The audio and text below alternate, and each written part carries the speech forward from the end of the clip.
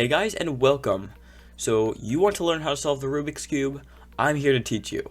But in this video, I'm going to be talking about step 0, which is actually the notation for solving the Rubik's Cube. Basically what that is it's a way that you can put all different types of moves on the Rubik's Cube on paper, so you can follow different combinations of moves with just a string of letters. Also, if you want to mix up your cube officially, you can actually follow a scramble that is made of this notation. This is not necessary for learning how to solve the Rubik's Cube, but I highly recommend it because if you ever want to solve the Rubik's Cube faster, or even if you just want to learn how to solve it and that's it, it's going to make it a lot easier to do.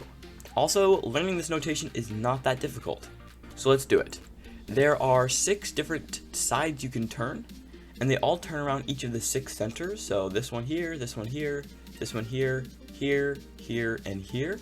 So when you turn around one of these centers, you're turning it like this, or the top one would be turning it like this. And there is a letter for each of these types of turns.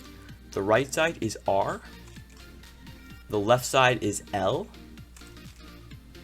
the front side is F, the top side is U for up, so the up side, the bottom side is D for the down side, and the back side is B for backside.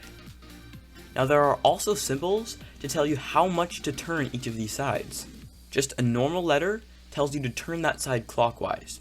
So if you just get the letter F, that's turning the front side clockwise, which is this way. So this is F. If you just get an R, then you're going to look at the right side and turn that clockwise like that, and that's just bringing this right side up like that. If you get an L, you're going to look at the left side and turn it clockwise, but if you look at that, it's actually going to be turning it down. So L is actually the left side down. U is turning the top side clockwise like that. D is turning the bottom side clockwise like that. And B is turning the back side clockwise like that. So this direction. So you know how to turn a side clockwise, but how do you turn it counterclockwise? If there's an apostrophe after that letter, then you're going to turn it counterclockwise. We call this apostrophe a prime. So while this is R, this is R prime. F, F prime. L, L prime. U, U prime. D, D prime. And B, B prime. So finally, the last thing you want to know is if there is a 2 after the letter. If there's a number 2 after the letter, you're going to turn that side twice. So it doesn't matter if it's clockwise or counterclockwise, whatever is easier to do in that situation. So this is F2, R2, L2, U2, D2, and B2. Now let's try out your new knowledge on a scramble. When doing a scramble, make sure that the front side is green and the top side is white.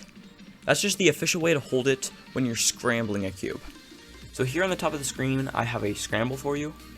You can just try it on your own if you think you can, otherwise just follow along with me. So we're starting with B prime, which is B apostrophe. So we're going to turn the back side counterclockwise. So if you look at it, this is counterclockwise. So we're going to turn the back side like that. And if you're just doing it from the front, then you're turning the back side this way. Next you have L, which is turning the left side clockwise, which is bringing the left side down. Then we have the front side counterclockwise with F prime. So like that. The right side counterclockwise, like that. The upside counterclockwise, like that. The backside clockwise, which is this direction, if you look at it, it's that direction. Now we have L prime, which is the left side counterclockwise. Now we have F2, which is turning the front side twice. Now U, so turning the top side clockwise. L2, left side twice. F2, front side twice. R2, right side twice. And then another L2, left side twice. B, the back side clockwise, which is this direction if you're facing it. Top side twice, back side clockwise again, left side twice, and the front side counterclockwise. And this is the scramble. This scramble up here is this on the cube. The top side should look like this, front side like this, right side like this, back side, left side, and bottom side. If your scramble does not look exactly like this, then you did mess up a move, but that is totally fine. You can get randomly generated scrambles in a lot of places like cstimer.net, and if you want to practice this notation, then you can just scramble your cube to whatever the scramble shows. So that is basic Rubik's Cube notation, and that is all you need to begin learning how to solve the Rubik's Cube. Alright, so if you want to stick around a little longer, I will go over the more advanced Rubik's Cube notation, which is needed for some algorithms, but if you're just learning how to solve the Rubik's Cube for the first time, you do not need to know this stuff. It's totally up to you whether you want to learn it or not. There are 3 more things we'll be learning here, and that is wide moves, cube rotations, and slice moves.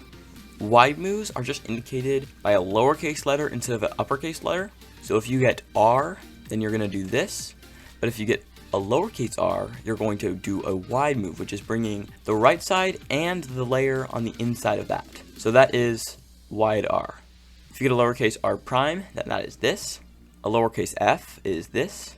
A lowercase b is this. A lowercase l2 is this. And I think you get the picture. For cube rotations, there are 3 letters, and that is x, y, and z. We'll start with x. X is turning the cube so that you look at the bottom. So your center right now is the front here, but your new front is going to be the bottom. So x is this. That's completely just rotating the cube and no moves at all. X prime is the opposite. That's just moving it up. And x2 is moving it twice. So you're looking at the back now. Y is rotating this way. So you're looking at the right side. Y prime is looking at the left side. And Y2 is looking all the way at the back.